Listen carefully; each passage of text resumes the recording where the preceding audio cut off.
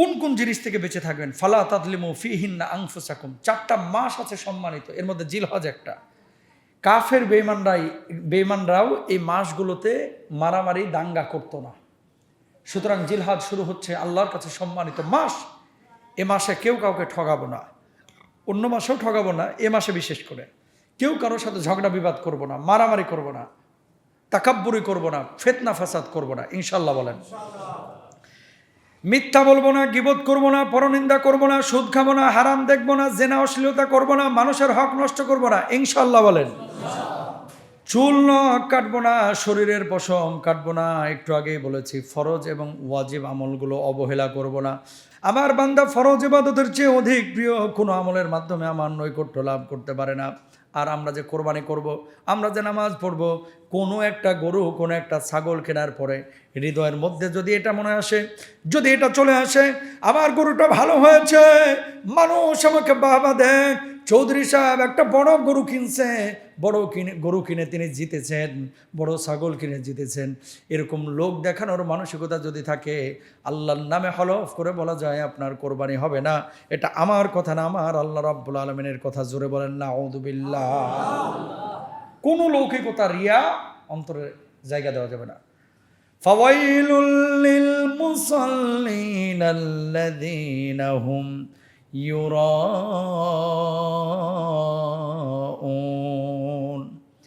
এই যে মানুষগুলো নামাজের ব্যাপারে উদাসীন, আল্লাযীনা হুম আন সালাতিহিম সাহুন আল্লাযীনা হুম ইউরাউন, যারা লোক দেখানোর জন্য নামাজ পড়ে, আল্লাহ রাব্বুল আলামিন তাদের নামাজ কবুল করেন না। এদেরকে ধিক জানানো হয়েছে।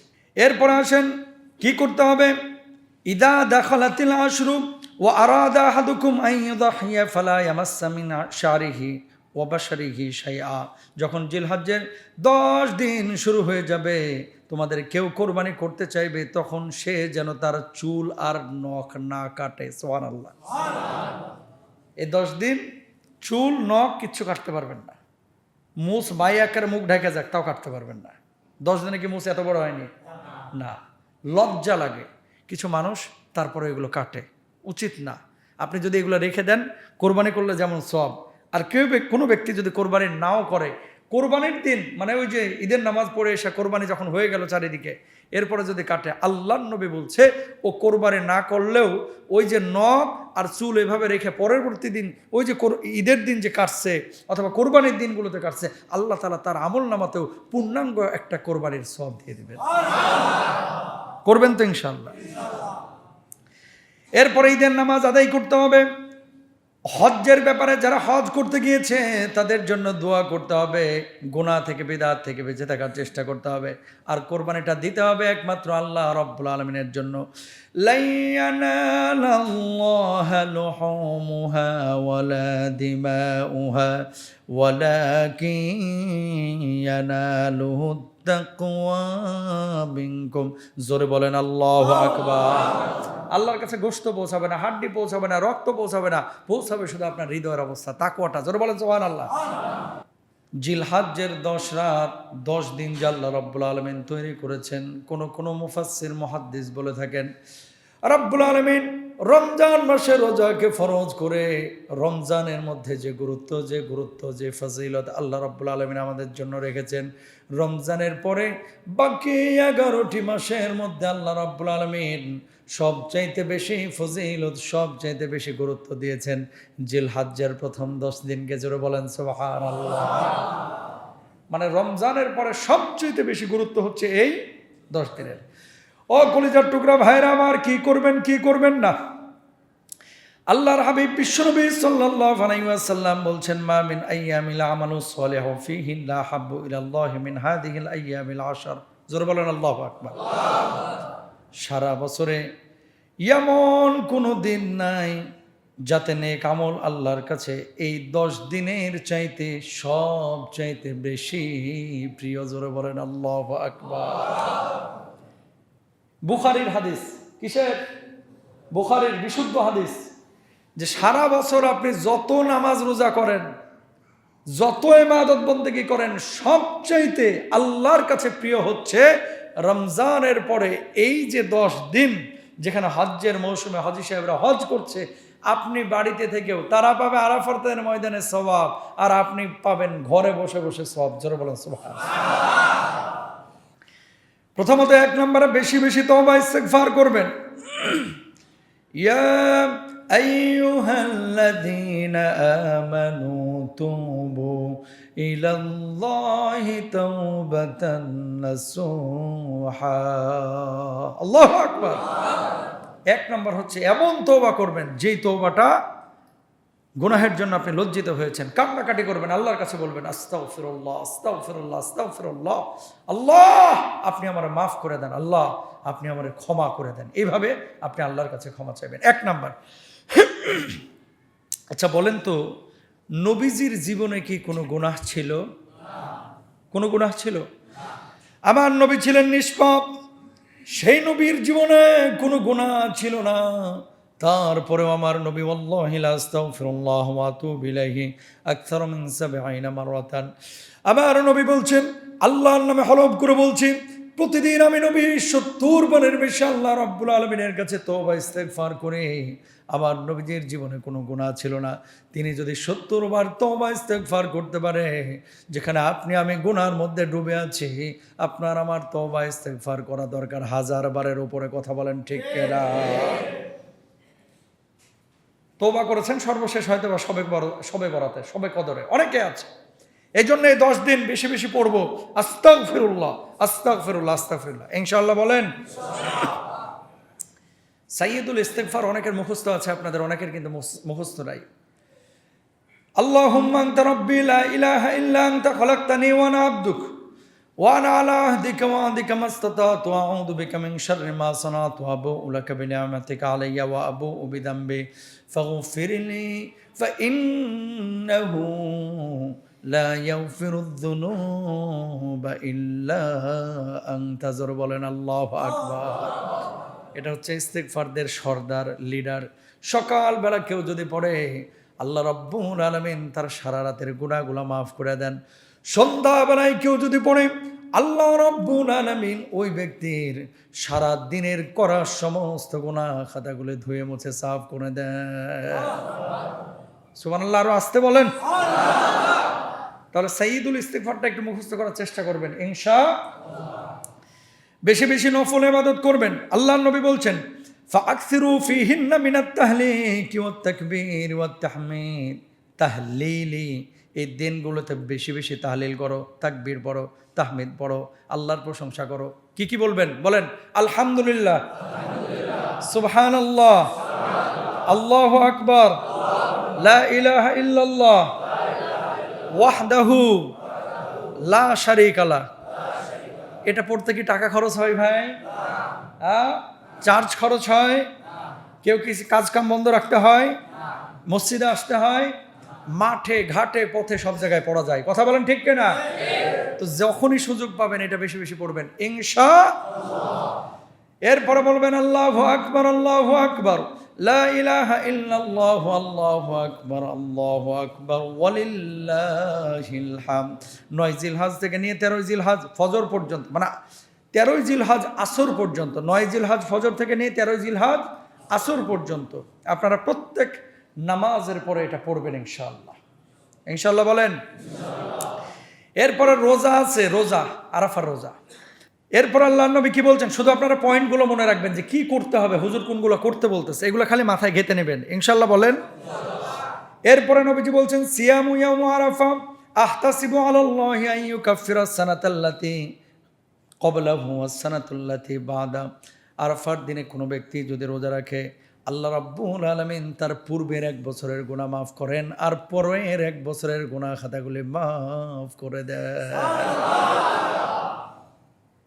গত বছর যা গুনাহ করেছেন এর তো মাফি, সামনে 1 বছর যা গুনাহ করবেন এটাও, এর চাইতে ভালো আমল তো আর নাই। সামনে বছরের গুনাহ মাফ, তাহলে তো এটা রাখাই দরকার না। এই নিয়তে যদি রাখেন, আল্লাহ গুনাহ তো 1 বছর করবো, এজন্যই রোজাটা রাখতেছি, সওয়াব কিন্তু পাবেন না, সওয়াব পাবেন না। এজন্য গুনাহমুক্তভাবে রোজাটা রাখার চেষ্টা করতে হবে। হাজী সাহেবরা যেদিন আরাফার ময়দানে অবস্থান করছে, এদেশে যেদিন 9 জিলহজ ইনশাআল্লাহ, সেই দিন ধরেন 8 জিলহজ 9 জিলহজ আপনারা রোজা রাখার চেষ্টা করবেন ইনশাআল্লাহ। আল্লাহ কবুল করুক, জোরে বলেন আমিন। এরপরে গুরুত্বপূর্ণ আমল হচ্ছে কোরবানি। ফাসাল্লি লিরাব্বিকা ওয়ানহার, কোরবানি করতে হবে। কোরবানি কার জন্য? আরো জোরে, ইন্না সালাতি ওয়া নুসুকি ওয়া মাহইয়ায়া ওয়া মামাতি লিল্লাহি রাব্বিল আলামিন।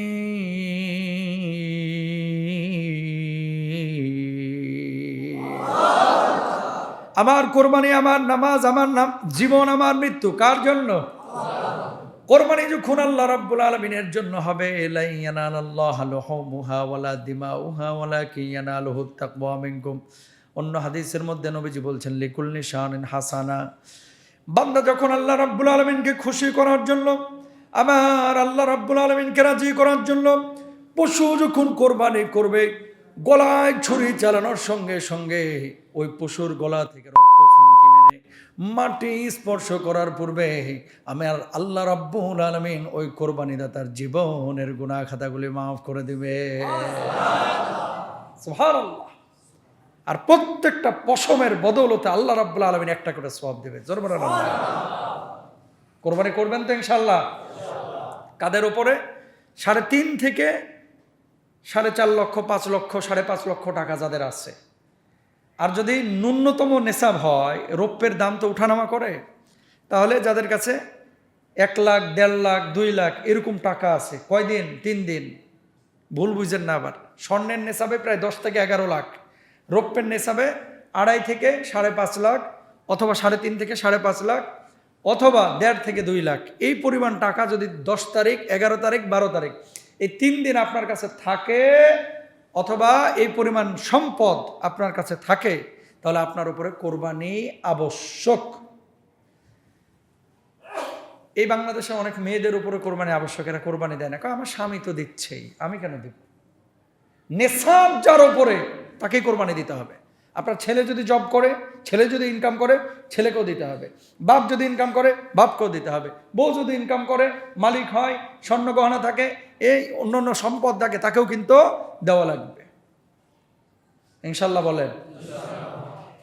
এবার দেখেন কোরবানির জন্য আল্লাহ রাব্বুল আলামিন বলে দিলেন, নবীজিও বললেন কোরবানি দিতে, মান ওয়াজাদা সাআতান ফালাম ইযহি ফালা ইয়াকরাবান্না মুসাল্লানা। কেউ যদি সামর্থ্য রাখে কোরবানি দেওয়ার, আর যদি কোরবানি না দেয়, ওই ব্যক্তি যেন আমার ঈদগাহের ধারে কাছেও না আসে। জোরে বলেন নাউযুবিল্লাহ। সামর্থ্য থাকা সত্ত্বেও যারা কোরবানি দেন না, এখন বলবেন যে হুজুর আমি ঋণগ্রস্ত, আগে ঋণ পরিশোধ করবো না আগে কোরবানি দেব? আগে ফরজ হচ্ছে ঋণ পরিশোধ করেন। আগে কি পরিশোধ করবেন? ঋণ। অনেক ভাইয়েরা আছেন যারা ধরেন ব্যাংক থেকে লোন নিয়েছেন 50 কোটি, তাদের বিষয় আলাদা। আপনি লোন নিয়েছেন 20,000 টাকা, আগে 20,000 শোধ করেন। 50 কোটি তো আর একদিনে শোধ করে না, এটা তো কিস্তি দেয় প্রতি মাস। কিস্তিটা আলাদা করে বাকি টাকার উপরে তার উপরে কোরবানি ওয়াজিব, তাকে কোরবানি দিতেই হবে। কোন গরু দিবেন? উট দিতে পারবেন, মহিষ দিতে পারবেন, দুম্বা দিতে পারবেন, গরু দিতে পারবেন, ছাগল দিতে পারবেন, একটু হৃষ্টপুষ্ট, দেখতে ভালো, সুন্দর। হাট থেকে এমন গরু কিনেন না যেটা নিজেই চলতে পারে না। তোরা জিজ্ঞেস করছে এই নাম দেওয়ার কারণ কি? যারা দেখে আরে ঢোসায়, তো ওটা তো দুষ্ট। প্লিজ এই ধরনের কোন নাম যদি কোনো গরু ছাগলের করে, ওই গরু ছাগল কিনবেন না। কেন? কোরবানি কি তামাশার বস্তু? কোরবানি কিসের তামাশার বস্তু? এটা হচ্ছে ইসমাইলি চেতনা, ইব্রাহিমের চেতনার বস্তু। কথা বলেন ঠিক না? আর ওপার বাংলায় ওই যে বিজেপি ক্ষমতায় আসার পরে গরু জবাই প্রকাশ্যে নিষিদ্ধ করে দিচ্ছে। কোরবানি নিষিদ্ধ করে নাই, এটাও আবার বলছে যে ধর্মীয় স্বাধীনতা যাদের, আমরা তো দিচ্ছি, কিন্তু নির্দিষ্ট জায়গায় কোরবানি দিতে হবে। 12 লক্ষ মেট্রিক টন গোশত তারা বিদেশে সাপ্লাই করে, ওখানে মায়া জন্মায় না মায়ের প্রতি। আর কোরবানির সময় আসলে এক মায়া উথলায় ওঠে। কথা বলেন ঠিক কিনা? বাংলাদেশেও কিন্তু এরকম লোক আছে, নিজে বার্গার খায় গরুর গোশতের, কয় বিফ বার্গার, আছে না? কয় চিকেন বার্গার। এদিকে বিফ খাচ্ছে, ওদিকে চিকেন খাচ্ছে। আর কোরবানির সময় কি কান্না! আহা, হুজুররা সব জবাই করে সাফ করে হালাইলো, তো বার্গারে খাইলি কি? বিফটার মানে কি? বিফ কি তোর বাপ? কথা বলেন না কেন? চিকেন কি তোর মা? আলগা ফিরিতি দেখানোর দরকার নাই। শরিয়া আল্লাহ রাব্বুল আলামিন বুঝে শুনেই কিন্তু দিয়েছে। কথা বলেন ঠিক কেন? সুতরাং যদি কোরআন হাদিসের আয়াত এবং ইবারত উপেক্ষা করে, বিধানকে উপেক্ষা করে কেউ যদি কোরআনকে বলে, কোরবানিকে বলে, হাদিসকে তুচ্ছ-তাচ্ছিল্য করে, দাঁত ভাঙা জবাব দিতে হবে। কথা বলেন ঠিক কিনা? এগুলো নিয়ে কোনো বাড়াবাড়ির সুযোগ নাই। কিছু লোক দেখবেন, হুজুর কোরবানি না দিয়ে আমি কি টাকাটা গরিবকে দিলে সওয়াব পাবো না? ওরে বাপারে, কি বড় হাতেম তাই,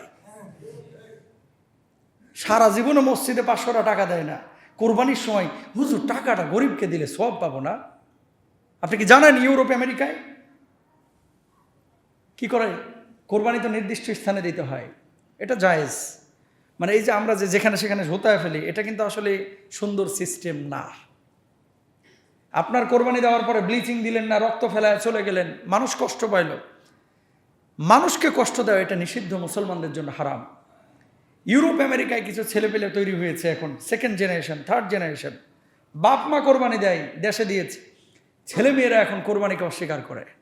কয় মানুষ এভাবে কিভাবে পশু জবাই করে? খবরদার ভাইরা আমার, নিজের ছেলে মেয়েকে বুঝান কোরবানি এটা আল্লাহ প্রদত্ত একটা বিধান। যেই বিধানটা, হ্যাঁ গরু ভালো লাগছে না ছাগল দেন, ছাগল ভালো লাগতেছে না ভেড়া দেন, কিন্তু খবরদার এটাকে অস্বীকার করার কোনো সুযোগ। আমার বাংলাদেশে 5ই আগস্টের পরে হিন্দু খ্রিস্টানদেরকে আমার মুসলমানরা তারা সেফটি দিয়েছে, মন্দিরগুলো পাহারা দিয়েছে। আর এই কয়েকদিনের ইলেকশনের পরেই, মমতা চলে যাওয়ার পরে, এই জালেমগুলো পশ্চিমবাংলায় মুসলমানদের উপরে যারা আঘাত করেছে, দায়িত্বহীন কণ্ঠে বলতে চাই, এই সমস্ত আঘাত বন্ধ করতে হবে। কথা বলেন ঠিক কিনা ভাই? তারা আমাদের ভাই। কারা? বোঝেন নাই মনে হয়। আরে পশ্চিমবাংলার মুসলমানেরা, তারা কি আমাদের ভাই?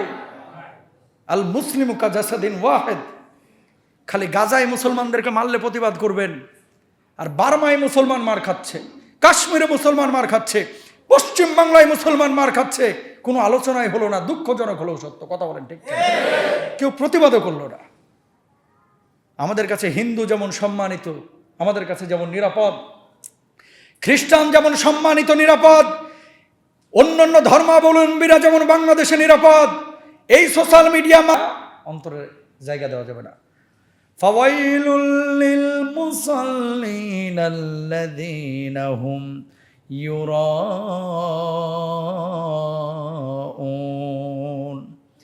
এই যে মানুষগুলো নামাজের ব্যাপারে উদাসীন, আল্লাযীনা হুম আন সালাতিহিম সাহুন আল্লাযীনা হুম ইউরাউন, যারা লোক দেখানোর জন্য নামাজ পড়ে, আল্লাহ রাব্বুল আলামিন তাদের নামাজ কবুল করেন না। এদেরকে ধিক জানানো হয়েছে। ঠিক তদ্রূপভাবে কোরবানি এরকমই। এরপরে কোরবানির পশু কিনতে গিয়ে আপনারা অপচয় করবেন না, বিলাসিতা করবেন না। ওয়ালা তুসরিফু ইন্নাহু লা ইউহিব্বুল মুসরিফিন। অপচয় করো না, নিশ্চয় আল্লাহ অপচয়কারীকে পছন্দ করেন না। ফাসাদ তৈরিকারী, যারা ফাসাদ তৈরি করে তাদেরকে আল্লাহ পছন্দ করেন না। আপনার 2 লক্ষ টাকার 3 লক্ষ টাকার গরু হইলেই কিন্তু কোরবানি হয়ে যেত। এখন আপনি 12 লক্ষ 14 লক্ষ টাকা দিয়ে কোরবানি করছেন। যদি এরকম নিয়ত হয় যে মানুষ বড় গরু দেখলে চোখের প্রশান্তি হবে, মানুষ বাহবা দেবে, ওই কোরবানি করার দরকার নাই। ওর চাইতে 20,000 টাকা দামের একটা ছোট ছাগল কোরবানি করা উত্তম। সুবহানাল্লাহ বলেন। নবীজি বলেছেন উত্তম পশু কিনতে। এর মানে এই কথা বলেন নাই যে আপনাকে 30 লাখ টাকার গরু কিনতে হবে, 30 লাখ টাকার গরু কিনতে হবে, এটা জরুরি না, বুঝছেন? এজন্য আল্লাহ আপনার হৃদয়ের অবস্থাটা দেখবে। অপচয়, গরু কেনার পরে এমন একটা মালা কিনছেন যে মালার দাম 1,500 টাকা, আছে না নাই? এমন একটা কি বলে ছুরি কিনছেন, যেই ছুরিটার দাম মনে করেন 10,000 টাকা, 8,000 টাকা, 7,000 টাকা, 5,000 টাকা, অথচ 3,000 টাকা এটা হয়ে যেত। বউ বাচ্চা নিয়ে মার্কেট করতে গিয়েছেন, যাওয়ার পরে আপনি 33,000 টাকার একটা শাড়ি কিনলেন, 50,000 টাকার একটা শাড়ি কিনলেন, 20,000 টাকা দিয়ে হইতো। এগুলো অপচয়। ওয়ালা তুসরিফু, মনে রাখবেন, ওয়ান মালিহি মিন আইনা ইকতাসাবা ওয়া ফিমা আনফাকা, কোন পথে উপার্জন করেছেন, কোন পথে খরচ করেছেন, জবাব কোথায় দিতে হবে? আল্লাহর কাছে। এটা কিন্তু হিসাব রাখতে হবে। টাকা পয়সার মালিক আপনি মনে করছেন সব আপনি, না, এ টাকা দিয়েছেন আমাকে যিনি, তিনি কে? আল্লাহ। কোরবানিকে কেন্দ্র করে মারাত্মক কিছু কুসংস্কার আমাদের সমাজে প্রচলিত আছে। ছোটবেলায় দেখেছেন, গরু জবাইয়ের পরে যখন ওই মাথা টাথা রেডি হয়ে যাইতো, গোস্ত টোস্ত বন্টন হয়ে যাইতো, গরুর দাঁত আর শিং নিয়ে যাইয়া কাঁঠাল গাছে ঝুলায় রাখতো। কথা বলে না, আছে না নাই? এখনো ভাই মাহফিলে যায় গাড়ির লাইট যখন গরুর এই সোয়ালের হাড্ডিতে পড়ে, যেগুলো ঝুলানো হাড্ডি, আমি তো মনে করি ভূত পেতনি বয়ে রয়েছে কেটা। দূর থেকে গাড়ির লাইট যখন হাড়ের উপরে পড়ে, ধরেন আম গাছে ঝুলানো আছে, গ্রামগঞ্জের মাসে এখন প্রচুর আছে ভাই। আপনি উত্তরবঙ্গে যান না, গোস্ত জাহান নামে যাক, গরুরা সোয়ালের হাড় ফেলবে না। এটা হচ্ছে আম গাছ আর কাঁঠাল গাছ। ফায়দা কি?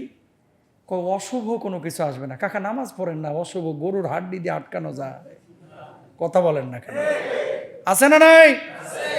এক নাম্বার। 2 নাম্বার কি? জবাই করার পরে দেখবেন এইভাবে আঙ্গুলে রক্ত নেয়, হাতে রক্ত নেয়, নিয়ে যে দেয়ালে লাগায়, নিয়ে যে একটু গালে লাগায়, ছেলে মেয়ের মাথায় লাগায়, পিঠে লাগায়। চাচা পাইছেন কইগুলা? কইগুলা হাদিসে বাংলা বাজার। নাউজুবিল্লাহ বলেন না। এগুলো আছে শরীয়তে, আছে। এগুলো বিশ্বাসই করা যাবে না, ভণ্ডামি। কোত্থেকে এসেছে এগুলা? এগুলো শরীয়তে নাই ভাই, এগুলো মানুষের বানানো। গরু জবাইয়ের আগে শোয়ানোর পরে এভাবে পানি ছিটাই, বিড়বিড় বিড়বিড় করে কি যেন পড়ে। কোথায় পেয়েছেন এগুলা? আপনি দোয়া পড়বেন, বিসমিল্লাহ আল্লাহু আকবার, লা শারীকা লাহু ওয়া বিযালিকা উমিরতু ওয়া আনা আউয়ালুল মুসলিমিন। এগুলো করবেন আপনি, এগুলো করবেন না। তারপরে হুজুর আমার আব্বার নামে এই গরুটা কোরবানি করে দেন। আব্বার নামে না, আব্বার পক্ষ থেকে। আব্বার পক্ষ থেকে। নামে, নামে কার? আরো জোরে কার? ওয়ালা তাকুলু মিম্মা লাম ইউযকার ইসমুল্লাহ। আল্লাহর নাম ছাড়া অন্য কারো নামে কোরবানি দিলে ওটা খাওয়াই জায়েজ নাই। কথা বুঝতে পেরেছেন? এই জন্য কোরবানি হবে একমাত্র কার নামে? আল্লাহর নামে। আপনার আব্বার পক্ষ থেকে হতে পারে, আপনার মার পক্ষ থেকে হতে পারে। সুবহানাল্লাহ। আমার মায়ার নবী, আমার দয়ার নবী কত মায়া করেছেন। সব সময় 2টা করে তিনি কোরবানি দিতেন। বড় গরু না, 2টা ছাগল অথবা 2টা ভেড়া, 2টা দুম্বা এরকম নিয়ে আসতেন, সুন্দর। একটা কোরবানি দিতেন, দেওয়ার পর বলতেন আল্লাহুম্মা তাকাব্বাল মিন্নি, আল্লাহ এটা আমার পক্ষ থেকে কবুল করেন। আরেকটা কোরবানি দেওয়ার পর বলতেন আল্লাহ এই কোরবানিটা আমার উম্মতের পক্ষ থেকে কবুল করেন। কেমন মায়ার নবী ছিলেন আমার। নিজে কোরবানি করেছেন, নিজের পক্ষ থেকে একটা কোরবানি দিয়েছেন, আর আমার উম্মতের জন্য, আমার নবীর উম্মতের জন্য আমার নবী কোরবানি করেছেন যে আমার উম্মত যেন নিরাপত্তা লাভ করে, সওয়াব পায়। জোরে বলেন সুবহানাল্লাহ। সেই নবীর জন্য মায়া হয় না? তাহলে সেই নবী যেভাবে কোরবানি করেছে আমরা সেভাবে কোরবানি করব ইনশাআল্লাহ। এই ধরনের কুসংস্কার যেগুলো একটু আগে বললাম, এগুলো কেউ করবেন না। এই যে হাড্ডি ঝুলানো, তারপরে রক্ত মাখানো, তারপরে এই যে পানি ছিটানো, হ্যাঁ, দাঁত ঝুলানো, তারপরে ওই যে শিং 2টা নিয়ে যে আরেক জায়গায় ঝুলানো, এগুলো করবেন না। বরঞ্চ কি জানেন, যে এই যে ভাঙাচোরা হাড্ডিগুলো, এগুলো হাদিসের মধ্যে আছে, এগুলো হচ্ছে জিনদের খাবার। কাদের খাবার? এটা আমার নবী বলেছেন। এই যে গরুর হাড্ডিগুলো, মহিষের হাড্ডিগুলো, যে কোনো প্রাণীর হাড্ডি যেগুলো আপনারা খেয়ে ফেলেন অথবা গোশতের সময়, গোশত করার সময় ফেলে দেন, এই হাড্ডিগুলো হচ্ছে হাদিসের ভাষ্য অনুসারে জিনদের খাবার। এখন আপনি ওই যে গাছে ঝুলা রাখতেছেন, মানে জিনের খাবার নিয়ে ওখানে রাখছেন, ওখানে তো জিনের আনাগুনা আরো বাড়বে। যেখানে খাবার আছে এখানেই তো ছাগল যাইব, কথা কন না কেন? যেখানে ঘাস আছে ওখানে গরু যাইব না? তো জিনের খাবার ওখানে ঝুলা রাখছেন, জিন তো ওখানে বেশি যাবে। আর কাকা মিয়ার ধারণা কি ওটা রাখলে নাকি জিন আসে না? মানে কত যে এই ধরনের আমল বাংলাদেশে প্রচলিত আছে।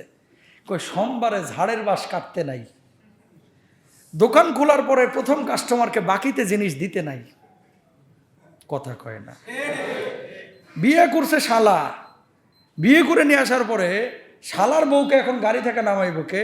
ওনার সম্মানিত দুলাভাই। দুলাভাই আবার কোলে করে বউ না নামাইতে পারলে দুলাভাইয়ের মুখ আবার বেজার, খুব রাগ, বউ নামাইতে দিল না। জানতে হবে দুলাভাইয়ের চরিত্রে সমস্যা আছে। শালার বউয়ের প্রতি এত নজর কেন? শালার বোনরে নিয়ে কি তুমি ভালো আছো না? শালার বউরে শালার জায়গায় রাখতে দাও। কোলে নিতে হলে শালাই নেক, বাড়ি না হালকা একটু দেখে নেক। এইগুলো করবেন না ইনশাল্লাহ বলেন। দোকান খোলার পরে প্রথম কাস্টমারকে বাকিতে দিলে নাকি অনেকে কয় হুজুর কুফা লাগবে না, এটা আল্লাহর রহম আরো বেশি পড়বে। কারণ কি, কোনো ব্যক্তি যদি এভাবে মানুষকে ঋণ দেয়, কর্জে হাসানা দেয়, আল্লাহ রাব্বুল আলামিন বলছে সে যেন আমাকে কর্জে হাসানা দিল। তো আপনি আল্লাহকে কর্জে হাসানা দিয়ে যদি আপনি বেচা কিনা শুরু করেন, এটা বরকত আছে না নাই? আছে না নাই? এসএসসি পরীক্ষা চলতেছে, সকালে একদিনও ডিম দিতেছে না। কারে? ছেলে মেয়েরে। ডিম খাইস না, আন্ডা পাইবি। জোড়া কলা খাইতে নাই, কে? জমজ বাচ্চা হবে, তো হইলে তো ভালা, এক লগেই হয়ে গেল। আমি তো জীবনে বহুত খাইলাম, হইল না তো। আই ভাইরা আমার, একটু খেয়াল করেন, এগুলো বাংলাদেশে আছে না? মসজিদের কোনায় দোকান, ওই যে দেখেন ওখানে, বাংলাদেশে অনেক জায়গায় আছে, মসজিদের পাশেই দোকান। মাগরিবের আজান দিচ্ছে, দোকানদার আসে না নামাজ পড়তে, কিন্তু আগরবাতি ধরাইয়া ক্যাশ বক্সে। কথা কর না কেন? যেন ঠাকুর মন্দিরে পূজা দিতেছে। আরে ভাই, আপনি আগরবাতি এখানে জ্বালানো কেন? আগরবাতির জাহাজ ডুবাইলেও বরকত আসবে না নামাজ ছাড়া। আগরবাতি একটা কেন?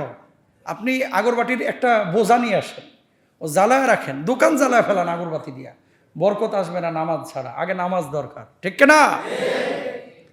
কাপড় ধোয়া পানি পায়ে ফেলতে নাই, না হলে কি হবে? না জানি কি অলক্ষণে আসবে আপনার। আর এগুলো কিছু বদমাশ